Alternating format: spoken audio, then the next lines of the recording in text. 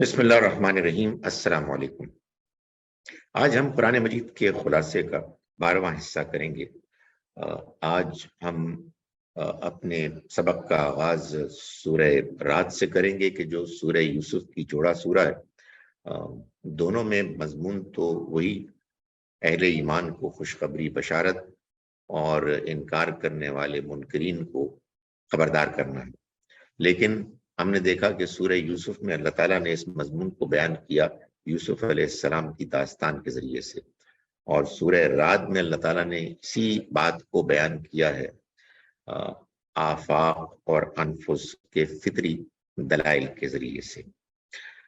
سورہ رعد کا آغاز بھی ہوتا ہے اعوذ باللہ من الشیطان الرجیم بسم اللہ الرحمن الرحیم الف لام میم را سے۔ سورہ یوسف کا آغاز الف لام را سے ہوتا ہے، ایک حرف کے فرق کے علاوہ دونوں کے حروف ایک ہی ہیں۔ فرمائے کہ تلک آیات الکتاب، یہ کتاب کی آیات ہیں، یعنی اللہ کی کتاب کی آیات ہیں، اور جو چیز تمہاری طرف تمہارے رب کی طرف سے اتاری گئی ہے یہ حق ہے، لیکن اکثر لوگ نہیں مان رہے۔ آیت نمبر 5 میں اللہ تعالیٰ فرماتے ہیں وَإِن تَعْجَبْ فَعَجَبٌ قَوْلُهُمْ، اور اگر تم تعجب کرو، تمہیں تعجب کرنا ہی ہے تو تعجب کے قابل ان کی یہ بات ہے کہ کیا جب ہم مٹی ہو جائیں گے تو ہم ازسر نو وجود میں آئیں گے۔ یہی لوگ ہیں جنہوں نے اپنے رب کا انکار کیا، یہی لوگ ہیں جن کی گردنوں میں طوق پڑے ہوئے ہیں، اور یہی لوگ ہیں جو اہل جہنم ہیں، یہ اسی میں ہمیشہ رہیں گے۔ اس کے بعد اللہ تعالیٰ نے حق اور باطل کی مثال کو بیان کیا آیت نمبر 17 میں، 17 اور 18 میں۔ فرمایا انزل من السماء ماء، اس نے آسمان سے پانی برسایا تو وادیاں اپنے اپنے ظرف کے مطابق بہہ نکلی، پھر سیلاب نے ابھرتے جھاگ کو اٹھا لیا، اور اسی طرح کا جھاگ ان چیزوں کے اندر سے بھی ابھرتا ہے جن کو یہ زیور یا اسی قسم کی کوئی اور چیز بنانے کے لیے آگ میں تپاتے ہیں۔ اسی طرح اللہ حق اور باطل کو ٹکراتا ہے، تو جھاگ تو بے مصرف ہو کر اڑ جاتا ہے، لیکن جو چیز لوگوں کو نفع پہنچانے والی ہوتی ہے وہ زمین میں ٹک جاتی ہے۔ اسی طرح اللہ مثالیں بیان کرتا ہے۔ فرمایا کہ جن لوگوں نے اپنے رب کی دعوت کو لبیک کہا ان کے لیے انجام کار کی کامیابی ہے، اور جن لوگوں نے اس کی دعوت قبول نہیں کی، اگر ان کو وہ سب کچھ حاصل ہو جائے جو زمین میں ہے اور اسی کے برابر اور بھی، تو وہ فدیے میں دے ڈالیں۔ یہی لوگ ہیں جن کا حساب برا اور ان کا ٹھکانہ جہنم ہوگا، اور وہ کیا ہی برا ٹھکانہ ہے۔ اس مثال میں اللہ تعالیٰ نے یہ بات واضح فرمائی کہ یہ جو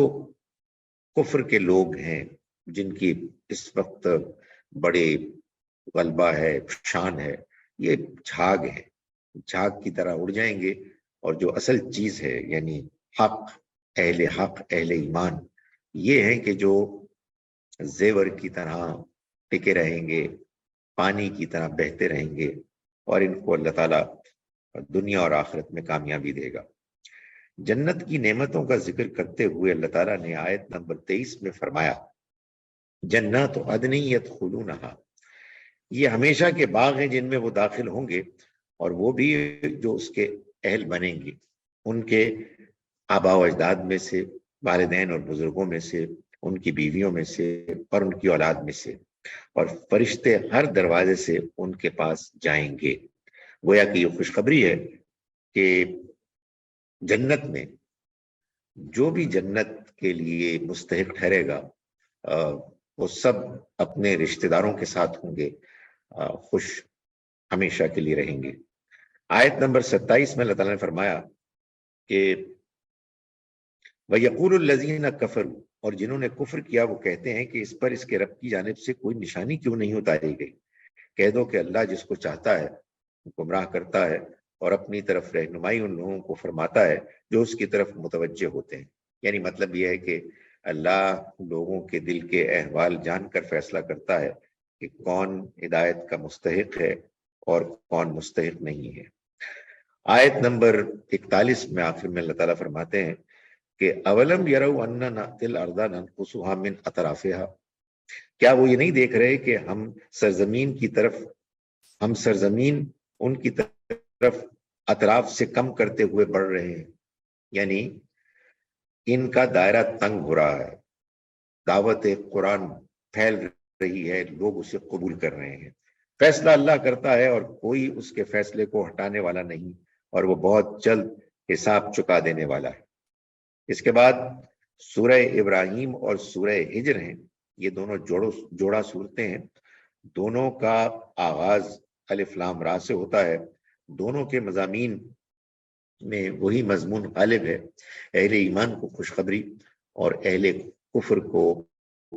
وارن کرنا، خبردار کرنا، لیکن انداز مختلف ہے۔ سورہ ابراہیم میں اللہ تعالیٰ نے خاص طور پر مکے والوں کو ابراہیم علیہ السلام کے مکے میں آ کر اللہ کے گھر کی تعمیر اور اس میں خاص طور پر توحید کے اہتمام کا ذکر کیا، جس کو کہ مکے والوں نے پامال کر لیا۔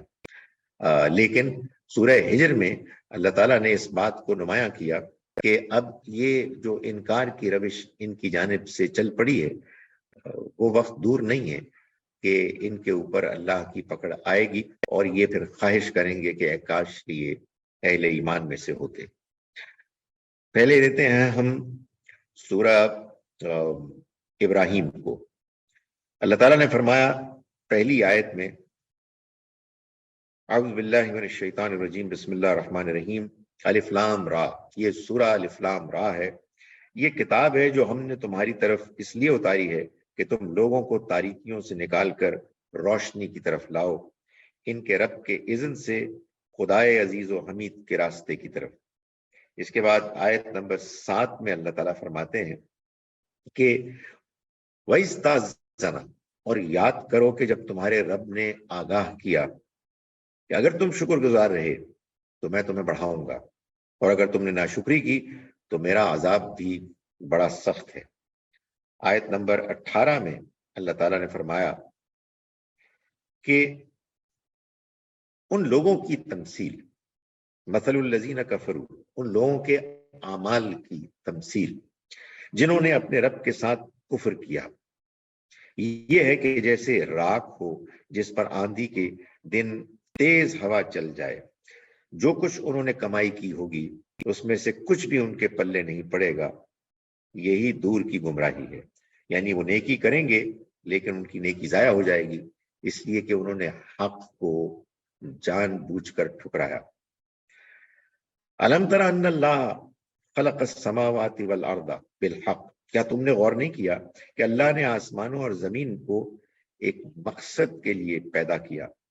اگر وہ چاہے تو تم کو فنا کر دے اور ایک نئی مخلوق کو لابسائے۔ اس کے بعد آیت نمبر 22 میں اللہ تعالیٰ نے یہ بتایا کہ قیامت کے روز شیطان کا اور اس کے پیچھے چلنے والوں کا کیا معاملہ ہوگا۔ فرمایا وقال الشیطان لما قضی الامر، اور جب معاملے کا فیصلہ ہو چکے گا شیطان بولے گا کہ بے شک اللہ نے تم سے سچا وعدہ کیا اور میں نے بھی تم سے وعدہ کیا تو اس کی خلاف ورزی کی، اور مجھے تم پر کوئی اختیار نہیں تھا، بس میں نے تو تمہیں دعوت دی اور تم نے میری بات مان لی، تو مجھے ملامت نہ کرنا، اپنے آپ ہی کو ملامت کرو، نہ میں تمہاری فریاد رسی کر سکتا اور نہ تم میری فریاد رسی کر سکتے ہو، تم نے جو مجھے شریک بنا لیا تو میں نے اس کا پہلے سے انکار کر دیا، بے شک اپنی جانوں پر ظلم ڈھانے والوں ہی کے لیے دردناک عذاب ہے۔ یعنی جو بھی جان بوجھ کر زیادتی کرتے ہیں وہ اصل میں اپنی جانوں پر ظلم کرتے ہیں اور انہی کو عذاب سے دوچار ہونا ہوگا۔ اس کے بعد آیت نمبر 24 میں اللہ تعالیٰ فرماتے ہیں کلمہ طیبہ، پاکیزہ کلمہ، یعنی صحیح ایمان کی تمثیل بیان کرتے ہیں۔ الم تری کیف ضرب اللہ مثلا کلمۃ طیبہ، کیا تم نے غور نہیں کیا کس طرح اللہ مثال بیان کرتا ہے کلمہ طیبہ کی۔ وہ ایک پاکیزہ درخت ہے جس کی جڑ زمین میں اتری ہوئی ہے اور جس کی شاخیں فضا میں پھیلی ہوئی ہیں، وہ اپنا پھل ہر فصل میں اپنے رب کے حکم سے دیتا رہتا ہے، اور اللہ لوگوں کے لیے مثالیں بیان کرتا ہے تاکہ وہ یاد دہانی حاصل کریں۔ یعنی مطلب یہ ہے کہ ایمان اگر پختہ راسخ ہے تو پھر اس کی جڑیں انسانی فطرت میں، انسان کی شخصیت میں مضبوط ہوں گی، اور اس کا عمل شاخوں پھلوں کی مانند نمایاں ہوگا۔ اس کے بعد اللہ تعالیٰ نے آیت نمبر 34 میں اپنی نعمتوں کا ذکر کیا، فرمایا وَآتَاكُم مِّن كُلِّ مَا سَأَلْتُمُوهُ، اور اس نے یعنی اللہ نے تم کو اس چیز میں سے بخشا جس کے تم طالب بنے۔ جو چیز تم نے مانگی، جو انسان کی ضرورت ہے، وہ سب کچھ اللہ تعالیٰ مہیا کرتا ہے، اور اگر تم اللہ کی نعمتوں کو گننا چاہو گے تو ان کا شمار نہ کر پاؤ گے۔ بے شک انسان بڑا ہی حق تلف ناشکرا ہے۔ اس کے بعد آگے آیت نمبر 37 میں اللہ تعالیٰ فرماتے ہیں کہ ابراہیم علیہ السلام جب تشریف لائے مکے میں، آیت نمبر 35 میں فرمایا وَإِذْ قَالَ إِبْرَاهِيمُ رَبِّ اجْعَلْ هَٰذَا الْبَلَدَ آمِنًا، کہ انہوں نے دعا کی کہ اے میرے رب تو اس سرزمین کو پرامن بنا، اور مجھ کو اور میری اولاد کو اس بات سے محفوظ رکھ کہ ہم بتوں کو پوجیں۔ اس کے بعد آیت نمبر 37 میں یہ دعا جاری ہے، اے ہمارے رب میں نے اپنی اولاد میں سے ایک بن کھیتی کی وادی میں تیرے محترم گھر کے پاس بسایا، یعنی اسماعیل علیہ السلام کو بسایا۔ اے ہمارے رب تاکہ وہ نماز کا اہتمام کریں تو لوگوں کے دل ان کی طرف مائل کر دے، اور ان کے پھلوں کی روزی عطا فرما تاکہ وہ تیرا شکر ادا کریں۔ معلوم ہوتا ہے کہ اسماعیل علیہ السلام کو ابراہیم علیہ السلام نے اللہ کے حکم سے بسایا جبکہ وہ اتنی بڑی عمر کے ہو گئے تھے کہ وہ اپنے والد کے ساتھ گھر کی تعمیر میں شامل ہوئے۔ آیت نمبر 40 میں اللہ تعالیٰ فرماتے ہیں کہ ابراہیم علیہ السلام نے دعا کی رب اجعلنی مقیم الصلاۃ، اے میرے رب مجھے نماز کا اہتمام کرنے والا بنا اور میری اولاد میں سے بھی۔ اے ہمارے رب اور میری دعا قبول کر۔ اے ہمارے رب مجھے اور میرے والدین کو اور مومنین کو اس دن بخش جس دن حساب قائم ہوگا۔ اس کے بعد آیت نمبر 48 میں اللہ تعالیٰ فرماتے ہیں کہ قیامت کے روز یوم تبدل الارض غیر الارض، اس دن کو یاد رکھو جس دن یہ زمین دوسری زمین سے بدل دی جائے گی، اور آسمان بھی اور سب اللہ واحد و قہار کے حضور پیش ہوں گے۔ یعنی یہ جو بہت وسیع و عریض کائنات نظر آ رہی ہے، یہ کائنات ایک اور دنیا میں جنت اور جہنم کی شکل میں بدل دی جائے گی، اور یہیں پر حساب کتاب کے بعد اللہ تعالیٰ لوگوں کو بسائیں گے۔ آیت نمبر 52 میں آخر میں اللہ تعالیٰ فرماتے ہیں ھذا بلاغ للناس، یہ لوگوں کے لیے اعلان ہے، اور تاکہ اس کے ذریعے سے وہ آگاہ کر دیے جائیں اور تاکہ وہ جان لیں کہ وہی ایک معبود ہے، اور تاکہ اہل عقل یاد دہانی حاصل کریں۔ اس کے بعد سورہ ہجر ہے جو جوڑا ہے سورہ ابراہیم کی، اس کا آغاز ہوتا ہے الف لام را سے۔ اعوذ باللہ من الشیطان الرجیم، بسم اللہ الرحمن الرحیم۔ الف لام را، یہ سورہ الف لام را ہے، یہ کتاب الہی اور ایک واضح قرآن کی آیات ہیں۔ وہ وقت آئیں گے جب یہ لوگ جنہوں نے کفر کیا تمنا کریں گے کہ کاش کہ ہم مسلم بنے ہوتے۔ آج تو وہ اپنی دولت، اپنی طاقت پر ریجھ رہے ہیں، لیکن وہ دن دور نہیں کہ جب ان کے ساتھ یہ معاملہ ہو جائے گا۔ اللہ تعالیٰ نے ایک بڑی اہم بات آیت نمبر 9 میں فرمائی قرآن مجید کے معاملے میں، فرمایا کہ انا نحن نزلنا الذکر، یہ یاد دہانی ہم ہی نے اتاری ہے اور ہم ہی اس کے محافظ ہیں۔ یعنی ہم نے یہ فیصلہ کیا ہے کہ یہ قرآن اب نہیں بدلا جا سکے گا، اس لیے کہ اس کے لانے والے پیغمبر آخری پیغمبر ہیں، ان کے بعد کوئی اور نہیں آئے گا۔ فرمایا کہ آیت نمبر 21 میں اللہ تعالیٰ نے فرمایا کہ وَإِن مِّن شَيْءٍ إِلَّا عِندَنَا خَزَائِنُهُ، اور کوئی شے ایسی نہیں ہے جس کے خزانے ہمارے پاس نہ ہو، لیکن ہم اس کو ایک معین اندازے کے ساتھ ہی اتارتے ہیں۔ یعنی اللہ تعالیٰ لوگوں کا امتحان لے رہا ہے، اس لیے جتنی جتنی لوگوں کو ضرورت ہے اتنا اتنا اتارتا ہے، اور وہ بھی ایسے کہ بعضوں کو زیادہ دیتا ہے بعضوں کو کم، تاکہ دیکھے کہ کیا وہ صبر کرتے ہیں اور کیا یہ شکر کر کے اپنے حصے کا کچھ ان کو بھی دیتے ہیں۔ تو یہ اللہ کی اپنی ایک اسکیم ہے جس کے مطابق وہ دنیا کو چلا رہا ہے۔ آیت نمبر 33 میں اللہ تعالیٰ نے فرمایا قصہ آدم و ابلیس کو بیان کرتے ہوئے، قال لم اکن لاسجد لبشر خلقته من صلصال من حمأ مسنون۔ جب اللہ نے حکم دیا ابلیس کو کہ وہ آدم کے آگے سجدہ کرے، جیسے تمام فرشتوں اور جنوں کو اللہ نے دیا، تو بولا میں ایک ایسے بشر کو سجدہ کرنے کو تیار نہیں جس کو تو نے سڑے ہوئے گارے کی کھنکھناتی مٹی سے پیدا کیا۔ یہ اس کے اندر تکبر تھا۔ اس کے بعد آیت نمبر 49 میں اللہ تعالیٰ ہمیں بتاتے ہیں کہ اللہ نے یہ فرمایا کہ نبئ عبادی انی انا الغفور الرحیم، تم میرے بندوں کو آگاہ کر دو کہ بے شک میں بڑا ہی بخشنے والا مہربان ہوں، وَأَنَّ عَذَابِي هُوَ الْعَذَابُ الْأَلِيمُ، اور بے شک میرا عذاب بھی بڑا ہی دردناک ہے۔ یہ بات بتانے کے بعد آگے جو واقعہ شروع کیا اس میں بھی اللہ تعالیٰ کے یہی دو پہلو بڑے نمایاں ہیں۔ وَنَبِّئْهُمْ عَنْ ضَيْفِ ابراہیم، اور ان کو ابراہیم کے مہمانوں سے متعلق بھی آگاہ کر دو۔ وہی مہمان فرشتے آئے اور ابراہیم علیہ السلام کو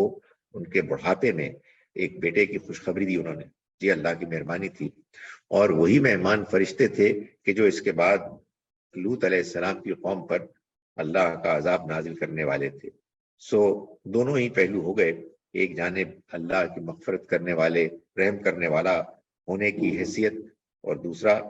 اللہ کا عذاب، سخت عذاب ہونے کا پہلو۔ اس کے بعد ہم چلتے ہیں آیت نمبر 73 میں، جس میں اللہ تعالیٰ یہ بتا رہے ہیں کہ فَأَخَذَتْهُمُ الصَّيْحَةُ مُشْرِقِينَ، تو یہ جو واقعہ ہوا لوط علیہ السلام کی قوم کا کہ انہوں نے انکار کیا، فرشتے مہمان بن کر آئے، انسانی صورت میں تھے، وہ ان کے ساتھ بری نیت کے ساتھ ان کی طرف بڑھے، تو اللہ تعالیٰ نے ان کو دن نکلتے ہی ان کو ہماری ڈانٹ نے آ پکڑا،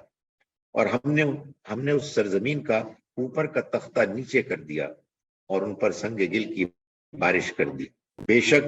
اس سرگزشت میں بصیرت رکھنے والوں کے لیے بڑی نشانیاں ہیں۔ فرمایا کہ اور یہ بستی ایک شاہراہ عام پر ہے، بے شک اس سرگزشت کے اندر اہل ایمان کے لیے بڑی نشانی ہے۔ اس کے بعد اللہ تعالیٰ نے